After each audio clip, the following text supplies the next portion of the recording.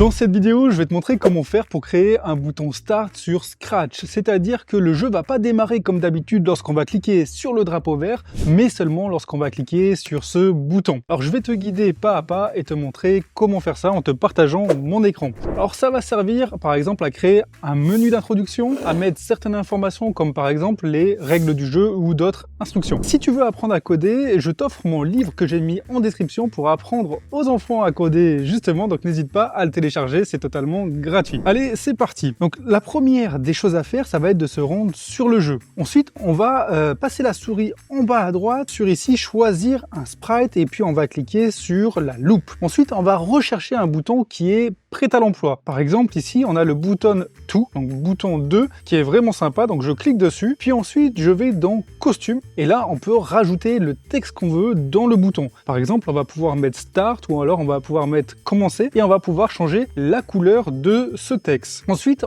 on clique sur l'onglet code, puis événements dans le menu vertical, et là, on va prendre le bloc quand le drapeau vert est cliqué, et ensuite, on va aller dans mouvement, et puis on va prendre le bloc aller à, et on va changer les valeurs X et Y par 0 pour que le bouton soit bien centré au milieu de mon jeu. Ensuite, on va rendre ce bouton-là cliquable. On va aller dans événements et on ajoute quand ce sprite est cliqué, envoyer à tous message 1. Ensuite, on va dans apparence et on va cacher le bouton quand on appuie dessus et on va le montrer lorsqu'on va cliquer sur le drapeau vert. Donc ensuite, on va sur les différents costumes de notre jeu et on va tous les cacher lorsqu'on va appuyer sur le drapeau vert et on va tous les montrer quand on va cliquer sur le bouton start. Donc techniquement, lorsqu'on va recevoir le message 1, puisque du coup, quand on clique sur le bouton, ça va envoyer le message 1. Ensuite, on n'oublie pas de faire pareil pour notre arrière-plan. On va remplacer le drapeau vert par quand je reçois le message 1. Et la dernière chose qu'on va faire, ça va être de créer un arrière-plan